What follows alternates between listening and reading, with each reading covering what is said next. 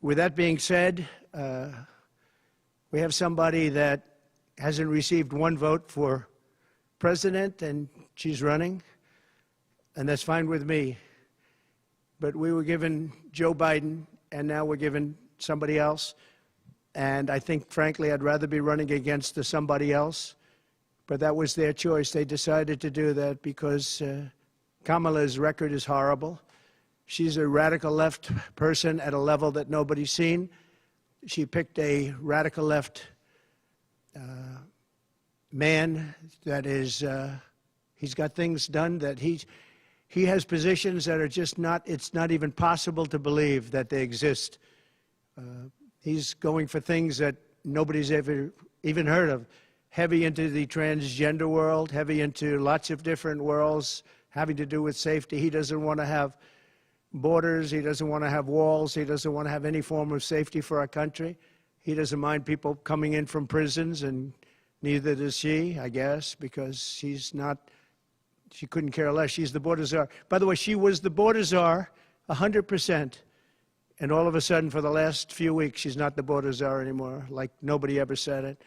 And I just hope that the media becomes more diligent, more honest, frankly, because if they're not going to be honest, it's going to be much tougher to bring our country back. We have a very, very sick country right now. You saw the other day with the stock market crashing, that was just the beginning. That was just the beginning. It's going to get worse. It's going to get a lot worse, in my opinion. And fortunately, we've had some very good polls over the last fairly short period of time. Rasmussen came out today. We're substantially leading, and others came out today that we're leading, and in some cases substantially. I guess MSNBC came out, or CNBC came out also with a poll that was, has us leading, and leading fairly big in swing states. In some polls, I'm leading very big in swing states because they want safety. People want safety. They want security. They want respect all around the world for our country. They don't want this horrible culture that is developing, a culture of no common sense. It's really a culture of no common sense, and it's not what anyone wants. We want to have a safe country. We want to have a strong military. We want low interest rates, and we want to be able to have the American dream. We want to be able to have our youth be able to buy homes, housing, get good jobs. And we're really just at the opposite right now. It's so sad to see. But as a border czar, she's been the worst border czar in history, in the world history.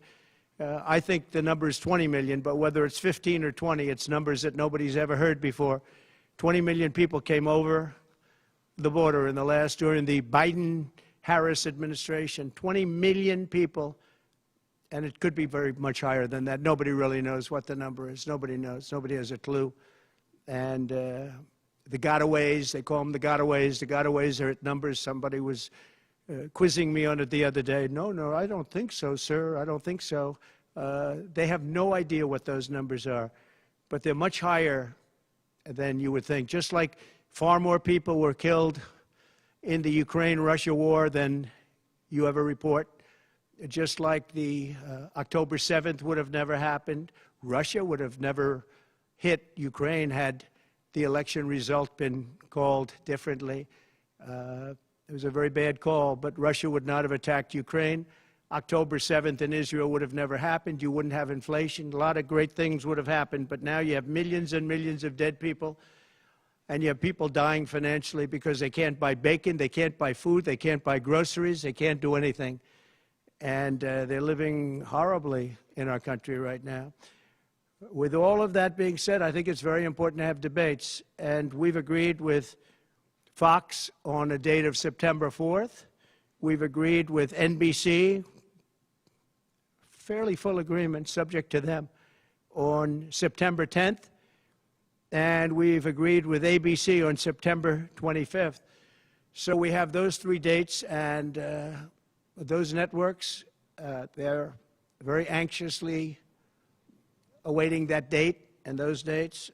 So we have September 4th, September 10th, and September 25th. We have spoken to the heads of the network, and it's all been confirmed, other than some fairly minor details. Audience, some location, which city would we put it into, but all things that will be settled very easily, very I think it'll be very easy. The other side has to agree to the terms. They may or may not agree. I don't know if they're going to agree. She hasn't done an interview. She can't do an interview. She's barely competent, and she can't do an interview. But I look forward to the debates because I think we have to set the record straight. Why is it that millions of people were allowed to come into our country from prisons, from jails, from mental institutions, insane asylums, even insane asylums? It's a mental institution on steroids. That's what it is. When you see the people that are coming into our, these are institutions that are being emptied out, not in South America, all over the world, including South America, all over the world. Prisons are being emptied out into our country because we have a president that's the worst president in the history of our country. We have a vice president who is the least admired, least respected, and the worst vice president in the history of our country, the most unpopular vice president. And because of political reasons or because of being politically correct, even though she never received a vote. Don't forget, she was the first one defeated, as I remember it, because I watched it very closely, but she was the first one. She never made it to Iowa, the first state. She never made it to Iowa. She was the first one that was defeated.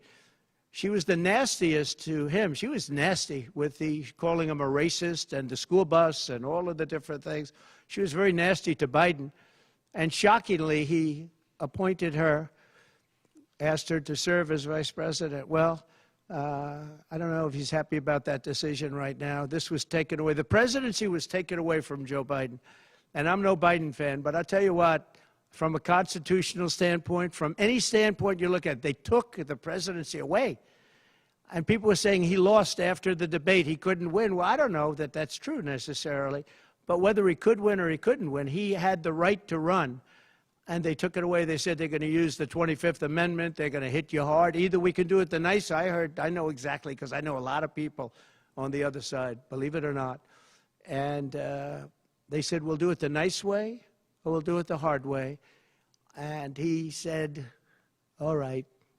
So that, I mean, they've really taken, what they've done is pretty incredible. And now I'm running against somebody else, and we're leading. We're leading. So I'm not complaining. I'm saying it's for a country with a constitution that we cherish. We cherish this constitution. To have done it this way is pretty severe, pretty horrible. You would have thought they would have gone out to a vote. They would have had a primary system. They would have done something. But to just take it away from him like he was a child. And he's a very angry man right now, I can tell you that. He's not happy with Obama, and he's not happy with Nancy Pelosi, crazy Nancy. She is crazy, too. She's not happy with any of the people that told him that you've got to leave. He's very unhappy, very angry, and I think he also blames her. He's trying to put up a good face, but it's a very bad thing in terms of a country when you do that. I'm not a fan of his, as you probably have noticed, and he had a rough debate, but that doesn't mean that you just take it away like that. Or you go out to a vote, you do something. He had 14 million votes. She had no votes. She got no votes. And I think she's crashing. I think when people find out, and I think people are starting to find out what a bad job she did, what a bad job she did on the border. She's trying to say she had nothing to do with the border. She had everything. She was appointed to head the border. And then they said, border czar, oh, she loved that name, she loved that name, but she never went there. She went to a location once along the border, but that was a location that you would love to go and have dinner with your husband or whoever. That was a location that was not part of the problem. That was not really going to the border. So essentially, she never went to the border. And if you listen to Tom Homan, if you listen to the great border people, Brandon Judd from Border Patrol, if you listen to Paul, I mean, so many different people. I speak to them all the time. And I did when I was president. We had the best border in the history of our country. Now we have the worst border in the history of the world. Millions of people coming in. And our country cannot sustain it. Our country is going down because of this, because of incompetent people. So I just look forward to these debates. I think it's very important that we have them. I hope she agrees to them, September 4th, September 10th, September 25th. And I think they'll be very revealing. I think they'll be very revealing. Do you have any questions, please?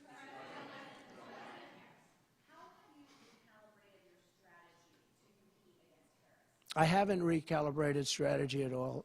It's the same policies, open borders, weak on crime.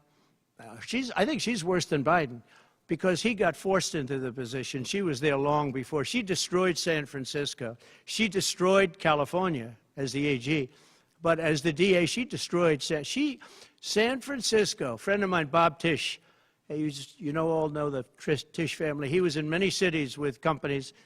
He said the greatest city in the country is San Francisco. That was about 20 years ago. And he passed away a while ago, and he would be looking down and said, what happened? He thought it was the best city in the country. He had divisions there, lows. And he would be looking down in horror now when he sees she destroyed no cash bail, weak on crime. She's terrible. And yet they weaponized the system against me. They have me. I got so many lawyers. Now they want to delay cases. I won the big case in Florida. I won the big case. Nobody even wrote about it. The big case, the judge was a brilliant judge, and all they do is they play the ref with the judges. But this judge was a fair but brilliant judge. And as you probably heard, the big documents case, I won it. Now, Biden lost it because he didn't have presidential immunity. He didn't have the Presidential Records Act. He lost it, but the special, I call it prosecutor, special counsel, special prosecutor to me, he appointed by him and appointed by Garland, he said the man's incompetent. He can't stand trial, but he can run for president. But we no longer have to worry about that because we have somebody that, in my opinion, is more incompetent. She couldn't pass her bar exam and lots of other things, and she should not be in a position. Because if she becomes president, our country is going to be a giant fail. It's going to fail. It's going to be a failure the likes of which this world has never seen. Yeah, please. How about you?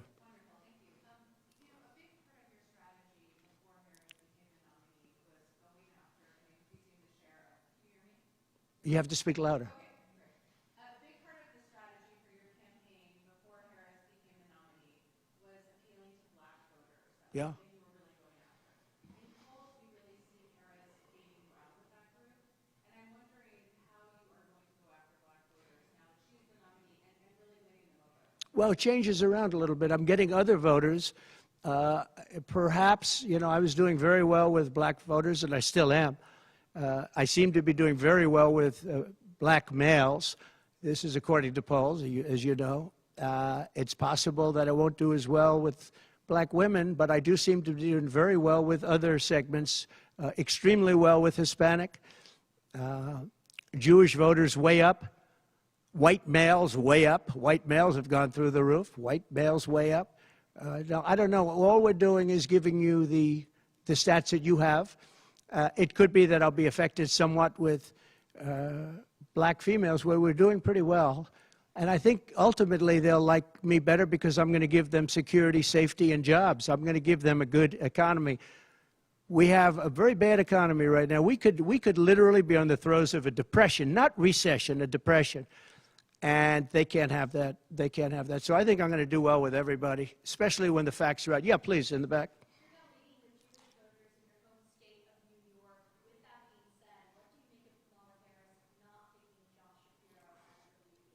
Well, I don't know. I know Josh Shapiro. He's a terrible guy, and he's not very popular with anybody. I think that this election maybe is better than Josh Shapiro would have been. But I think other than Josh Shapiro, I think she had some good choices. But Josh Shapiro is not one of them. He's caused a lot of damage with a lot of people.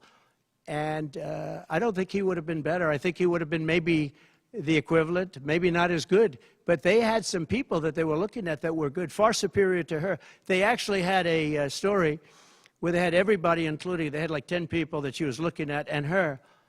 And they said she was the worst of all. In other words, she was the worst out of the 10 people and her.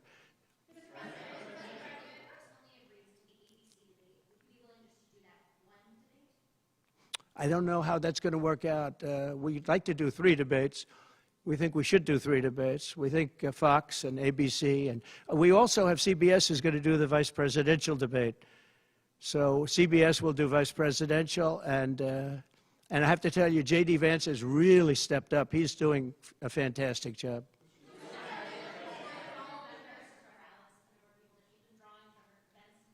Say it. Are you worried at all about the size of Harris's crowds? Oh, give me a break. Listen, I had 107,000 people in New Jersey. You didn't report it. I'm so glad you asked. What did she have yesterday, 2,000 people? If I ever had 2,000 people, you'd say my campaign is finished. It's so dishonest, the press. And here's a great example. I had in Michigan recently 25,000 people, and 25,000 people we just couldn't get them in. We had in Harrisburg 25,000 people, and 20,000 people couldn't get in. We had so many. Nobody ever mentions that. When she gets 1,500 people, and I saw it yesterday on ABC, where they said, oh, the crowd was so big. I have 10 times, 20 times, 30 times the crowd size, and no, they never say the crowd was big. That's why I'm always saying, turn around the cameras. I'm so glad you asked that. I think it's so terrible when you say, well, she has 1,500 people, 1,000 people, and they talk about, oh, the enthusiasm. Let me tell you, we have the enthusiasm. The Republican Party, and me as a candidate, but the Republican Party has the enthusiasm because people want to see crime stopped. They want to see a country that's respected. Think of it.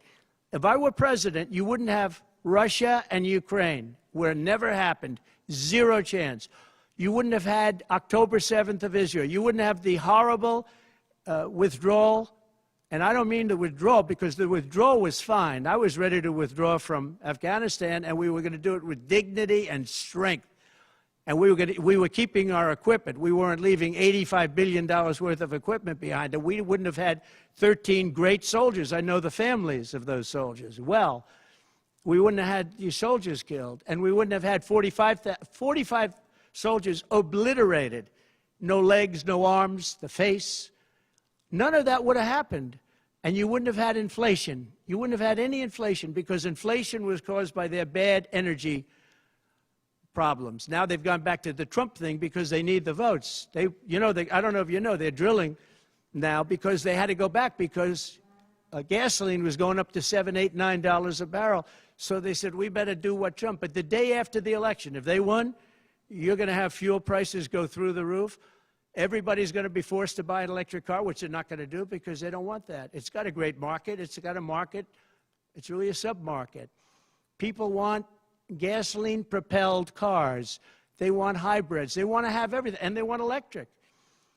But they want everybody to have an electric car. We don't have enough electricity. We couldn't make enough electricity for that. And you know what else? The weight of a car, the weight of a truck. They want all trucks to be electric. Little things that a lot of people don't talk about. The weight of a truck is 2.5 times. It's 2.5 times heavier. You would have to rebuild every bridge in this country if you were going to do this ridiculous policy. So, but on crowd size, in history, for any country, nobody's had crowds like I have, and you know that. And when she gets 1,000 people and everybody starts jumping, you know that if I had 1,000 people would say, that's the end of his campaign. I have hundreds of thousands of people. In South Carolina, I had 88,000 people. In Alabama, I had 68,000 people. Nobody says about crowd size with me. But she has 1,000 people or 1,500 people, and they say, oh, the enthusiasm's back. No, no. The enthusiasm is with me and the Republican Party because they want to stop crime. They want to stop people from pouring into our country from places unknown and from countries unknown, from countries that nobody ever heard of. That's where the enthusiasm.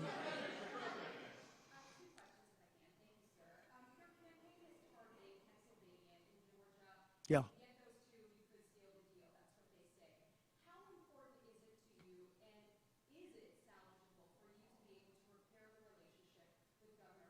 I don't know. I don't know if I can or not. I got him elected. Without me, he wouldn't be governor. I got him elected. He was doing terribly. I got him elected. With that being said, I hope we can repair it, but if we don't, the people are still the people, and they're going to vote. We're leading in Georgia by a lot. We're leading in Pennsylvania by a lot.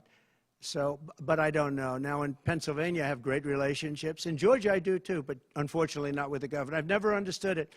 When you get somebody elected, they're supposed to like you. He's not exactly for some reason, and you'll have to ask him about that. Yeah, I'd love to see it get repaired. I think that if we don't win Georgia, Georgia is a big win, is a big state. So I won Alabama by a record.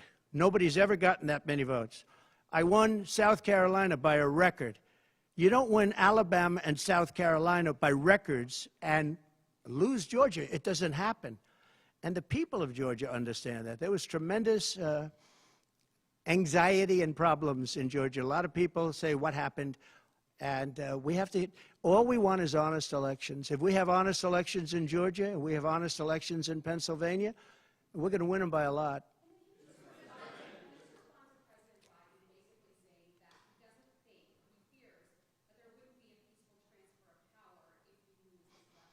Well, he actually said it two ways. First, he said it incorrectly, then he corrected himself. Do you agree with that, right? You know, if you watch him, he said it two ways. No. I mean, he said it two ways because he doesn't really know what he's saying. Why didn't he bring it up at the debate? You know, he had a chance for 90 minutes to bring it up at the debate. He could have talked about that at the debate, and he didn't do it. Everyone said, oh, he said this and he said that. He's just, you know, they give him something to read off. He read it very badly because he actually said it the opposite. Then he had to go back and correct himself. He said the opposite. He should have brought this up at the debate. If he had a problem, of course there'll be a peaceful transfer. And there was last time, and there'll be a peaceful transfer. I just hope we're going to have honest elections. That's all, okay? You have not had a public campaign event for nearly a week now, Mar-a-Lago, Montana, which is not a swing state. Some of your allies have expressed concern that you're not taking this race seriously, particularly What a stupid question this is. enthusiasm on the other side.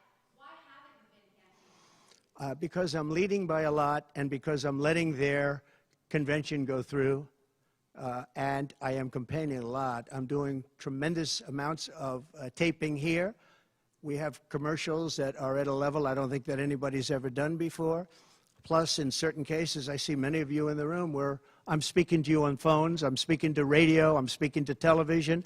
Television's coming over here. Excuse me, what are we doing right now?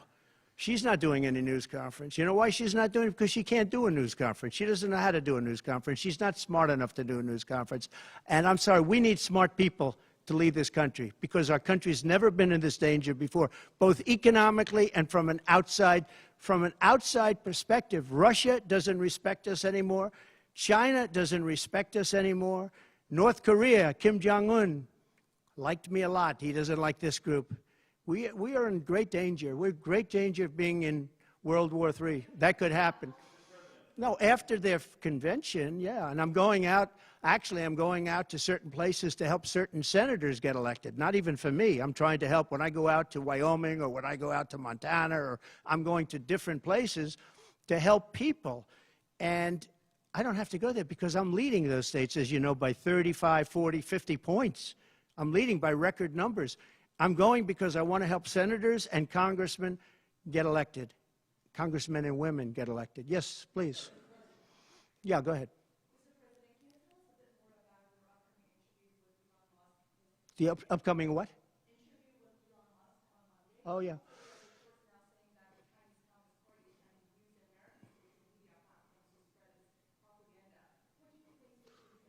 Yeah, the Elon Musk. So, yeah, sure. So Elon called me. As you know, he endorsed me full-throated. Great endorsement. I respect Elon a lot. He respects me. And not easy for him to endorse, to be honest with you. You know, it takes courage to endorse people. Many people have courage and many people don't. He does have courage. And Elon endorsed me, and he asked me whether or not I'd do a show on Monday, and I think it's going to be Monday night. And I believe he's the host of the show. So it'll be very interesting. A lot of people are talking about it. I look forward to it. That'll be done on Monday night.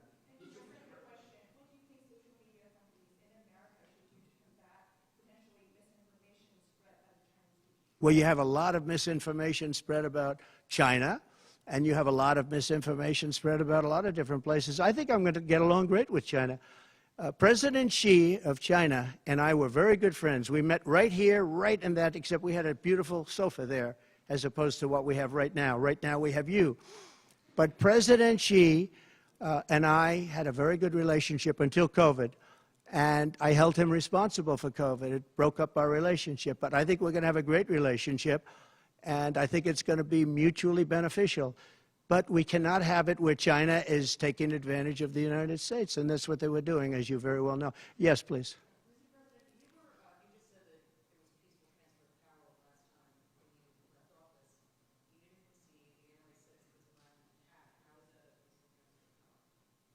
What's your question? No, I think the people that, if you look at January 6th, which a lot of people aren't talking about very much, I think those people were treated very harshly when you compare them to other things that took place in this country where a lot of people were killed. Nobody was killed on January 6th. But I think that the people of January 6th were treated very unfairly, and they were there to complain, not through me, they were there to complain about an election. And, you know, it's very interesting. The biggest crowd I've ever spoken to, and I said peacefully and patriotically, which nobody wants to say, but I said peacefully and patriotically.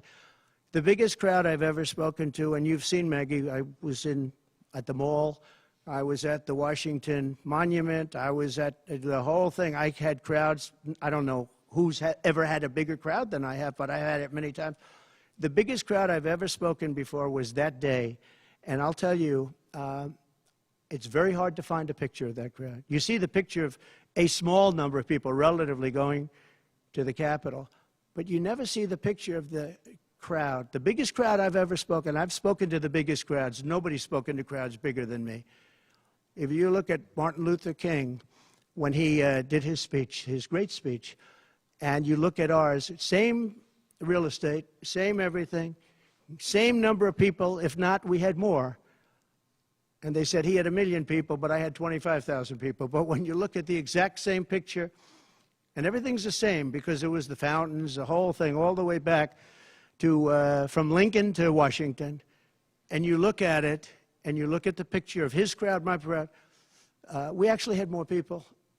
They said I had 25,000, and he had 1 million people, and I'm okay with it because I liked Dr. Martin Luther King. Yeah, please.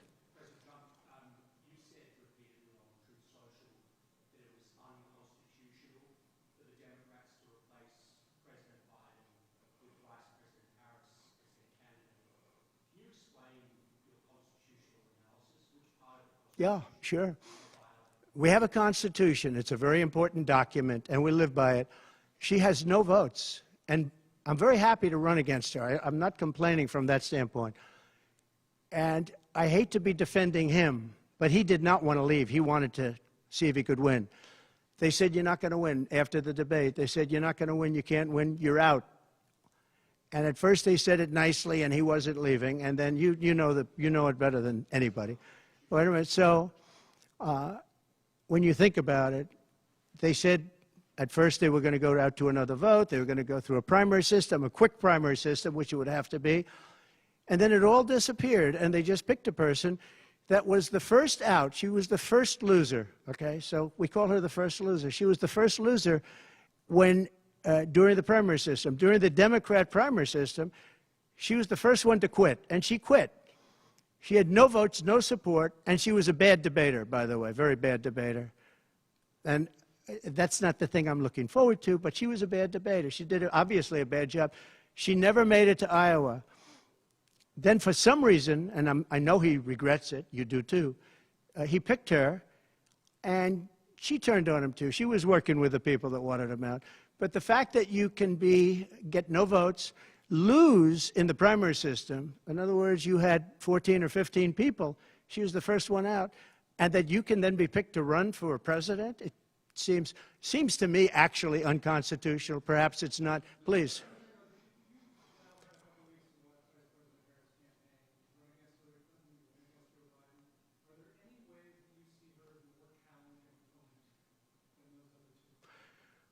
So I've run against Hillary, and I've run against various other people. I would say that in terms of intelligence, Hillary was far superior. I would say that. Hillary was smart. She was her own worst enemy in many ways, but she was smart, very smart. Okay? If you ask me to compare them. Please.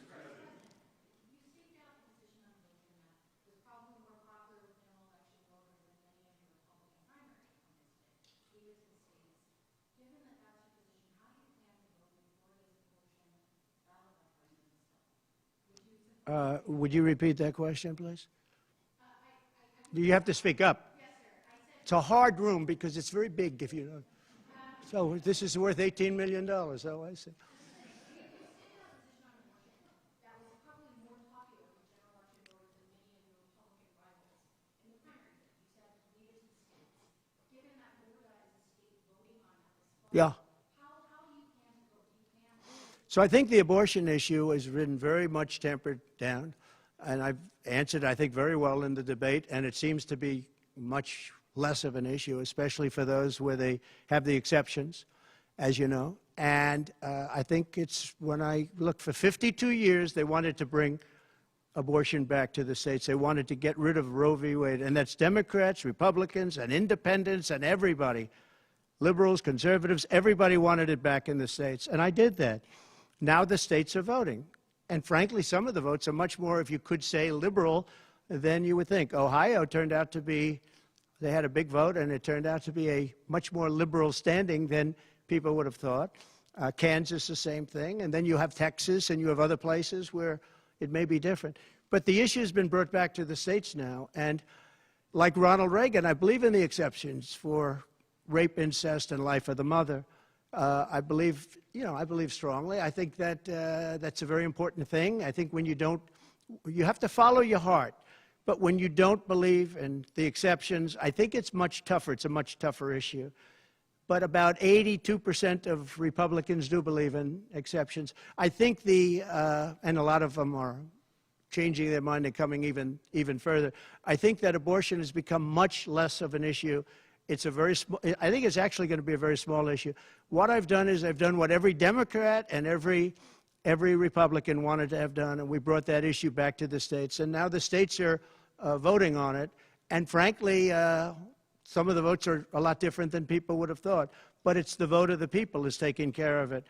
And, you know, when you think about the Democrats are really the radical ones on this because they're allowed to do abortion on the 8th and 9th month, and even after birth. If you look at your new governor from Minnesota, he's like the governor previous, the former governor. I don't want to get him mixed up because Glenn is doing a good job, and he's leading our whole campaign in Virginia, Glenn Youngkin. But previous to Glenn, the governor, he said, the baby will be born, we will put the baby aside, and we will decide with the mother what we're going to do. In other words, whether or not we're going to kill the baby. The Minnesota gentleman, this guy agrees with that. He is the most liberal. Look, between her and him, there's never been anything like this. There's never been a combination. So I'll use the word progressive. You know, they want to go progressive. They don't like the word liberal. I like liberal better. I think it's more appropriate because nobody knows what progressive means. But they now like to use the word progressive. But there's certainly never been anybody so liberal like these two, or even close. I think the abortion issue has been taken down many notches. I don't think it's a big factor anymore, really. And when people hear what I said in the debate, and I think I said it very well during the debate, we brought it back to the states. Everybody wanted it in the states. And very importantly, and you think about this, assuming you have exceptions. If you don't have exceptions, it's a more difficult thing. At the same time, there are people that strongly feel that way, and you have to follow your heart, and you should follow your heart. But that issue is very much subdued. Yeah, thank you. About who? Yes.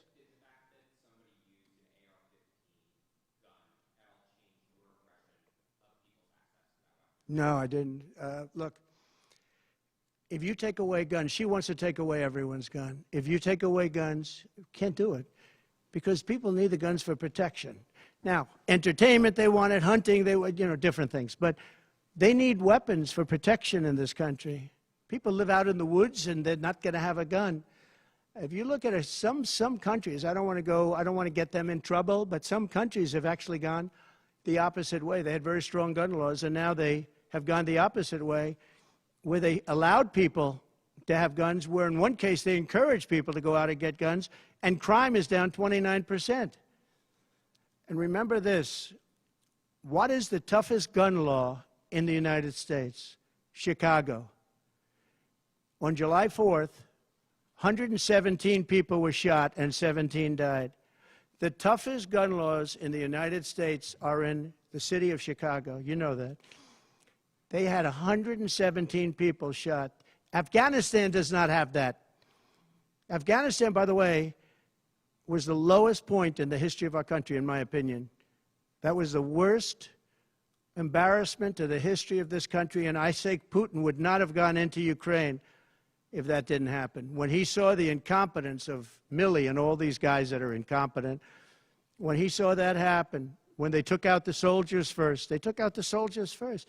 You know, if you go back and check your records, for 18 months, I had a talk with Abdul. Abdul was the leader of the Taliban, still is. But I had a strong talk with him.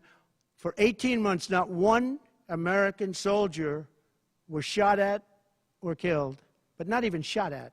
18 months, and then we had the disaster of the lift, where people were falling off airplanes from 3 times the height of the World Trade Center. I mean, terrible. But now our country has to be respected again. Please. Go ahead, please.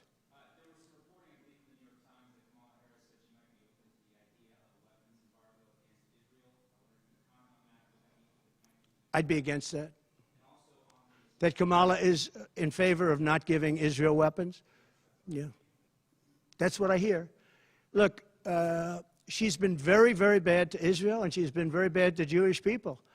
And I say it, if anybody I know is Jewish and they would vote for Kamala over me, they should have their head examined. If you think about it, I gave them Golan Heights. I gave them the capital of Israel, Jerusalem. I even built the embassy. I gave them no Iran deal. The problem is they didn't do anything with it. Iran was broke. We could have made a deal so easily. I would have had a deal done within 1 week after the election with Iran. Iran can't have a nuclear weapon. It's very simple. We would have gotten along with Iran. I was looking forward to it. I was fine with Iran. You know, we hit them a couple of times pretty hard, but we would have been fine with Iran. But I terminated that deal. I got them the Abraham Accords. Everyone said that's impossible. I got them the Abraham Accords. She's been very, very bad to Israel, and she's been very bad and disrespectful to Jewish people. And any Jewish person that votes for Kamala and her friend, her new friend, who I don't know if she knew him before, but I don't think he's too good. But anybody that votes for them, if you're Jewish or if you love Israel, you have to have your head examined. Go ahead, please.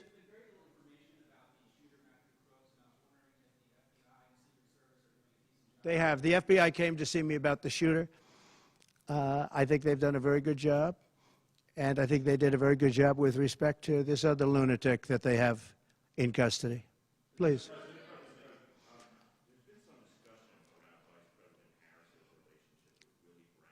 Yeah.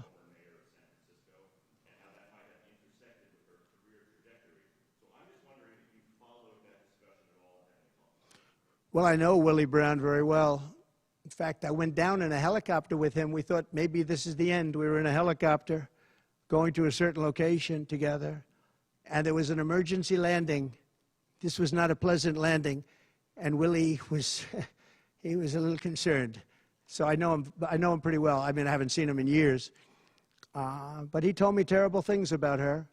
But this is what you're telling me anyway, I guess.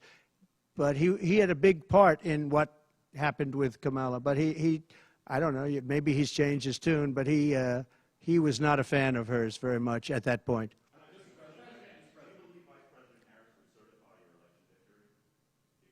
Yeah, I do. Go ahead. On what?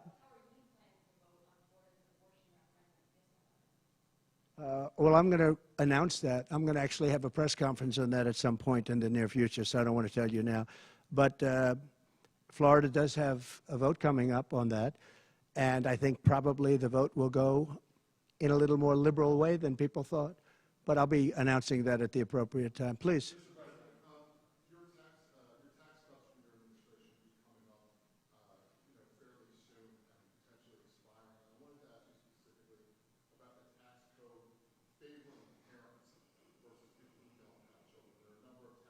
Yeah. Oh, we gave tremendous for child care and all of that. No, our tax cuts, which are the biggest in history, our tax cuts are coming due, as you know, very soon. And if the Democrats don't renew them or make it impossible to renew because it's pretty close in terms of vote, if they don't renew them, it's the equivalent of having a 4 times tax increase from what you have right now, and it'll destroy the economy. I think they're under tremendous pressure to do it. I've never seen, you know, all my life I grow up and I watch politics, and I used to be on the other side of politics first, and then I run for office. But in all the years of studying politics, I've never seen people get elected by saying, we're going to give you a tax increase. These guys get up, think of it. We're going to give you no security. We're going to give you a weak military. We're going to give you no walls, no borders, no anything. We're going to, all these things they're doing. I mean, the transgender became such a big thing. But they do all of these things, but they always say, we're going to give you a tax increase. I never heard anybody campaign on a tax increase. A politician has always said, I will cut taxes. I'll give you one example, Social Security. They're going to destroy Social Security. I am going to leave Social Security. I'm not raising the years. I'm not raising the age. I will be saving Social Security, and I'm going to work it out that there's no tax on Social Security for seniors. I'm also doing no tax on tips, no tax on tips. So waiters, waitresses, caddies, people that drive cars, people that get tips who have been harassed by this government, we're going to have no tax on tips. That's a big thing.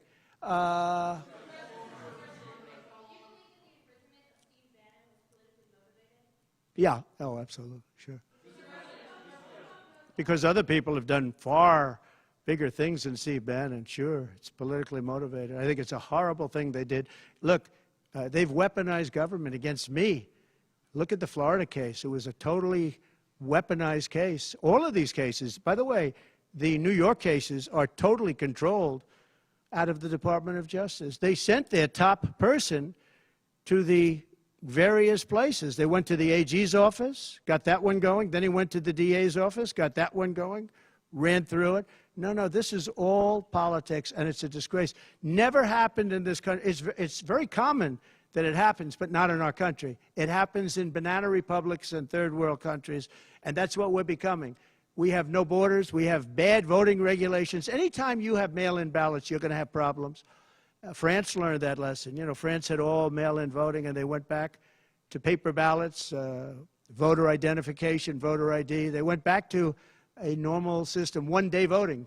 They don't want to be around, you know, voting for 64 days. And look, the election, I keep talking about November 5th, but the election really starts on September 6th.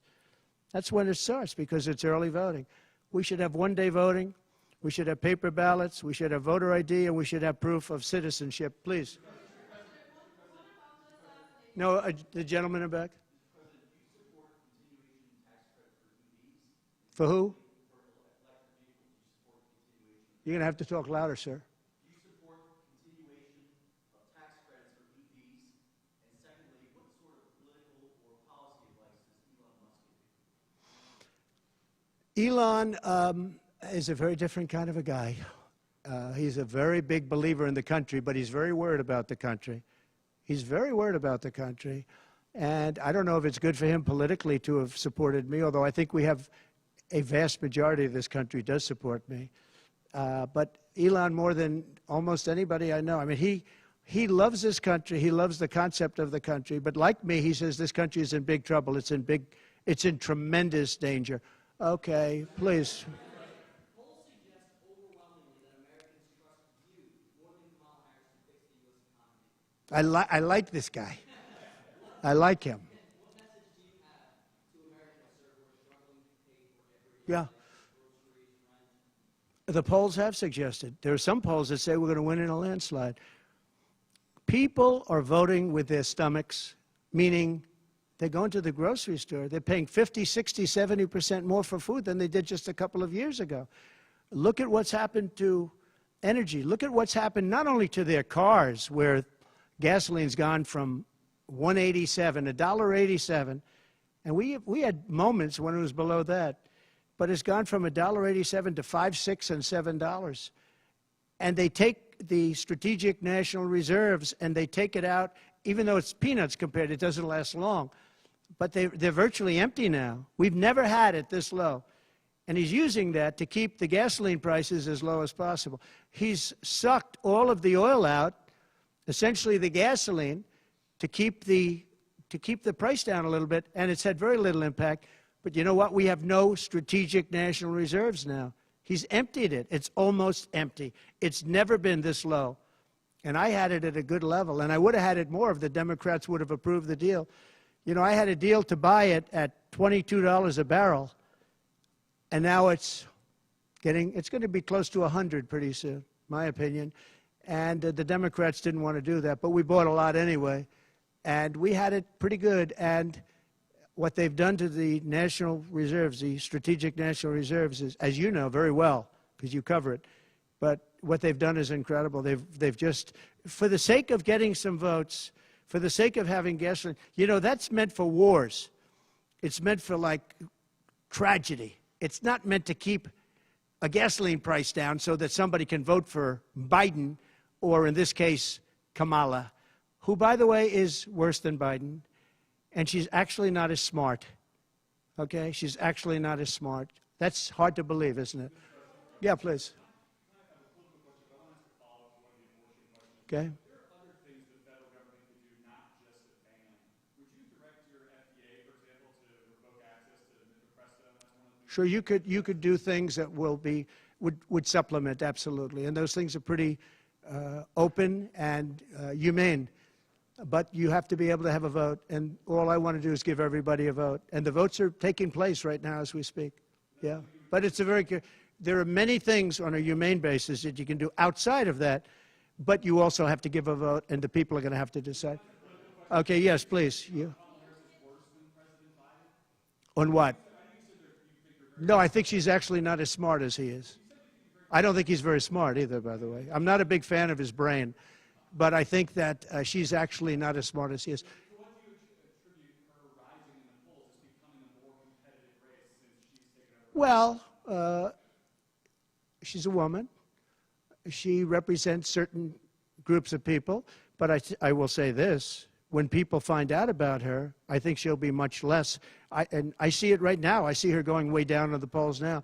Now that people are finding out that she destroyed San Francisco, she destroyed the state of California along with Governor Gavin Newsom. He's been a terrible governor, terrible. But they did it together. And she was early. I mean, she was the first of the prosecutors, really. You know, now you see Philadelphia, you see Los Angeles, you see New York, you see various people that are very bad. But she was the first of the bad prosecutors. She was early. Who? Would you repeat that, please? No, you. Would you repeat her, what she said? You have to speak up. This room is very louder.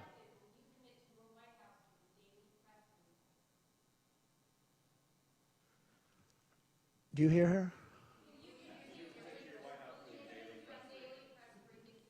A daily press briefing? Why would I do that?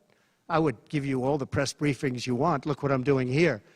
But why would I do a daily press? You'd get tired of me very fast. No, but I will give you total access, and you'll have a lot of press briefings, and you'll have from me. Now, are you talking about from me or from a press secretary? Well, yeah, probably they'll do something. If it's not daily, it's going to be a lot. You'll have more than you want. Yeah, please. President Biden vowed not to pardon his son Hunter, who is now a convicted felon and facing more felony charges in his upcoming trial for alleged tax evasion. Would you consider granting clemency or a pardon? I don't think it's appropriate for me to talk about it. I think it's a tragic story. You want to know the truth. And I felt that with Hillary Clinton, too. You know, with Hillary Clinton, I could have done things to her that would have made your head spin. I thought it was a very bad thing. Take the wife of a president of the United States and put her in jail. And then I see the way they treat me. That's the way it goes. But I was very protective of her. Nobody would understand that, but I was. I think my people understand it. They used to say, lock her up, and I'd say, just relax, please. We won the election. I think it would be I think it would have been horrible for our country and we had her between the hammering of all of the files. And don't forget, she got a subpoena from the United States Congress. And then, after getting the subpoena, she destroyed everything that she was supposed to get. I thought it was so bad to take her and put her in jail, the wife of a president of the United States, and then when it's my turn, nobody thinks that way. I thought it was a very terrible thing. And she did a lot of very bad things. I'll tell you what, she was pretty evil. But in terms of the country and in terms of unifying the country, bringing it back, to have taken her and to have put her in jail, and I think you know the things as well as I do. There were some pretty bad acts that she did. I think it would have been very bad for our country. And a lot of my people, a lot of the MAGA, as they call them, but the base. And I think the base is 75% of the country, far beyond the Republican Party, because we're a party of common sense, and I'm a person of common sense. I want to have low taxes. I want to have strong borders. I want to have a strong military so that China and Russia, look, they've allowed China and Russia to do the impossible combined. They're natural enemies. They always have been, because China needs more land and Russia has it. They've always been natural enemies, and because of Obama, it started with him, and then Biden, because he didn't know what the hell he was doing, they've now become one force. And then now they're adding Iran to it, and they're adding North Korea to it. Pretty powerful force. This is something that is unthinkable that they allowed to happen.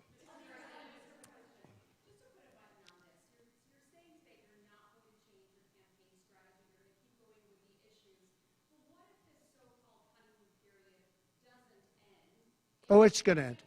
The honeymoon period's going to end. Look, she's got a little period. She's got a convention coming up. It's about policy. It's not about her. I think she's incompetent because I've watched her. She destroyed California. She destroyed San Francisco. Everything she's touched has turned to bad things. I'm not going to use foul language, but everything she's touched has turned bad. She's incompetent. The reason she's not doing what I do, and she's not doing what she should be doing, she won't even do interviews with friendly people because she can't do better than Biden. Now, he had a reason for not doing well, and he was never, 25 years ago, the sharpest or brightest bulb in the ceiling. That I can tell you, okay? He wasn't. But he could do interviews at least. Not lately, he couldn't, perhaps. But she should be doing interviews. She doesn't want to do interviews. And the reason she doesn't is, number one, her policies are so bad. Just to answer your question, I think that it's not going to change because it's really ultimately not about her as much as about her policies. She wants open borders. She wants to defund the police. She wants to defund the police. She wants to take away your guns. Anybody that thinks they're not going to come after your guns, you know, when I was president, I totally protected the guns. And I think it's very important. And I know I take some heat sometimes for it, but you have to have safety. You have to have, when the bad guy walks in with a gun, you got to have some way of protecting yourself. And boy, that would be, you would see crime go up at levels that you've never seen. When people say on the side of the house, this house has guns, we will use the guns, they say, let's pass. We'll go someplace else. You have to have them. And for 4 years, and you know, as you know, the NRA endorsed me very powerfully every time I ran, every time. My sons are members, and I guess indirectly I'm a member too. But they gave me the strongest of endorsements, and that's against very strong competition. People that felt the same way. No, you have to have that right. Our Second Amendment is a very important right, and it has to be protected. Okay, how about you? Go ahead. Yeah. So there are some of the most brilliant people on Wall Street that are saying that if President Trump doesn't win, you're going to have a depression. I happen to agree. I think that's true. Because I know how bad these people are. You know, they like to say that they did this and that. You saw the $7 trillion that they said it was me for $7 trillion. It wasn't me. It was them. They said that I had inflation. They took over 9% inflation. No, I had 1% inflation. I had actually no inflation because if you look at the categories, we had just about no inflation. But I had a very minor, I actually had a positive inflation. It was a perfect number because you don't want zero. I mean, I'm not going to give you a whole course on economics, but you don't want zero. 1%, 1.4% is great. You want a little bit because you don't want to have deflation. Deflation is, in many ways, even worse. I had a perfect number right around the 1% number. It was perfect. And to show you, it stayed there for 2 years. And then he did all of the different borrowings that he did. And then he did so many things wrong. Every time he would do it, I'd say, big mistake. And don't forget, they sell hats and they sell stories. Trump was right about everything. I have been right about a lot. Yes, Maggie.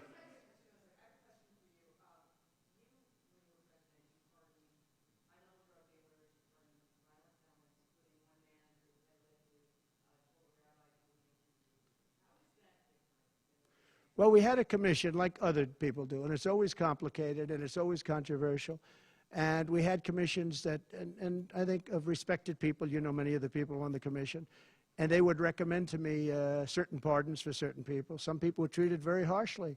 A fantastic woman, as you know, she served 24 years for being on a phone call having to do with drugs. You know who I'm talking about.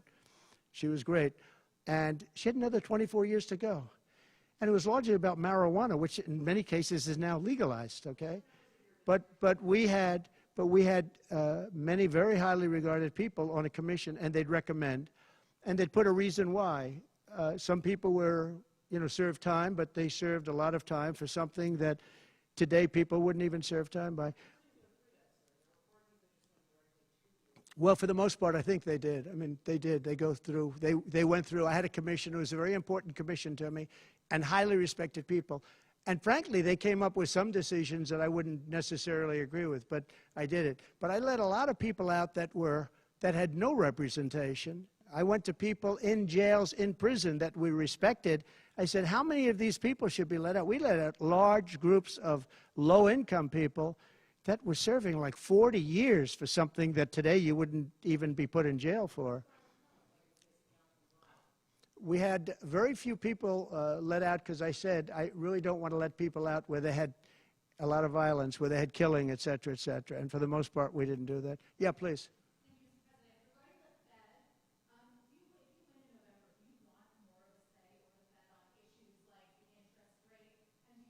On defense?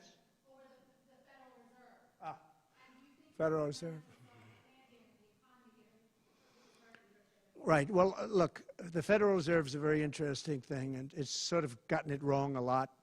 And he's tending to be a little bit late on things. He gets a little bit too early and a little bit too late. And, that's very largely it's a gut feeling. I believe it's really a gut feeling. And I used to have it out with him. I had it out with him a couple of times very strongly. I fought him very hard. And, we get along fine. We get along fine. But I feel the president should have at least say in there. Yeah, I feel that strongly. I think that in my case, I made a lot of money. I was very successful. And I think I have a better instinct than, in many cases, people that would be on the Federal Reserve or the chairman. Yeah. Yeah. Harris supports rescheduling marijuana and also says that no one should go to prison for marijuana offense. Do you agree with those positions? Well, as we legalize it, I start to agree a lot more because, it's being illegalized all over the country. Florida has something coming up. I'll be making a statement about that fairly soon. But as we legalize it throughout the country, whether that's a good thing or a bad thing, it's awfully hard to have people all over the jails that are in jail right now for something that's legal. So I think, obviously, there's a lot of sentiment to doing that. Yeah, please. Kamala Harris's father is Jamaican American, and she went to a historically black college. How is she only recently deciding to be black? Well, you'll have to ask her that question because she's the one that said it. I didn't say it. So you'll have to ask her, and I very much appreciate that question, but you'll have to ask her. But I've known her for a long time. I actually contributed to her campaign a long time ago because I was a developer. I contributed to lots of campaigns of Democrats, Republicans, and some were liberal and some were conservative. But you'll have to ask her about that. But to me, it doesn't matter. But to her, from her standpoint, I think it's very disrespectful to both, really. Whether it's Indian or black, I think it's very disrespectful to both. To me, it doesn't matter. Please, red dress, red dress.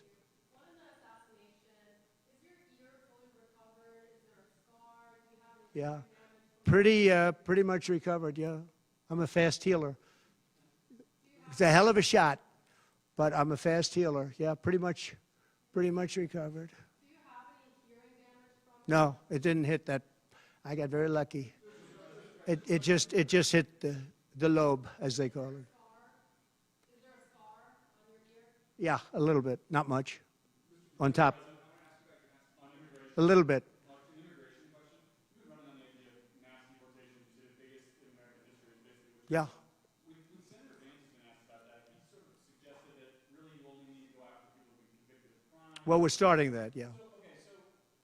What are you really talking about here? How will you pay for it? We are going to start the largest mass deportation in the history of our country because we have no choice. It's not sustainable. And we are going to start with violent criminals, and we're going to start then with criminals. And our local police is going to work with us because they know everything about the people. They know their names. They know everything about them. They know their middle name. They know their numbers. And as you know, the other side is trying. You know, look, for years I wondered, why are they allowing these people to come in at levels like this? It was incredible. And I said two reasons. They're either really stupid, and I don't believe they're stupid, because anybody that can cheat on elections like they cheat is not stupid. Or, in the alternative, they have bad motives or they hate our country. And I used to think they hate our country. But lately I've seen where they're trying to sign these people up to vote. And they have to stop. They cannot let illegal immigrants vote in this upcoming election. All right, one more question. Go ahead, one more. Make it a good one, please. Okay, regarding Social Security taxes for seniors. Right. We talked about a lot. Experts say that the policy can increase the deficit by $1.6 trillion. So how would it work in your view? We have so many ways of making money in this country. We're not going to affect our Social Security. We're not changing it. And I proved that over 4 years. And we're going to do it. It's very unfair to people. They spend their life and they're great citizens and they pay in. We're not going to charge tax to Social Security, the seniors. We're not going to do it. We're not going to charge. And also tax. I say the two things. We're going to have no tax on seniors, Social Security, and we're going to have no tax on tips. Very simple. And we are a country that has so many different ways to make money. We have under our feet more liquid gold, I call it oil, and gas, than any country in the world, much more than Saudi Arabia, much more than Russia.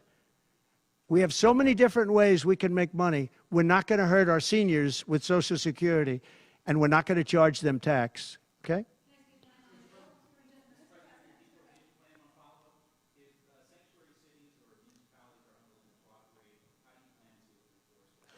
We should not have sanctuary cities. Sanctuary cities is a way of protecting criminals, and we should not have sanctuary cities.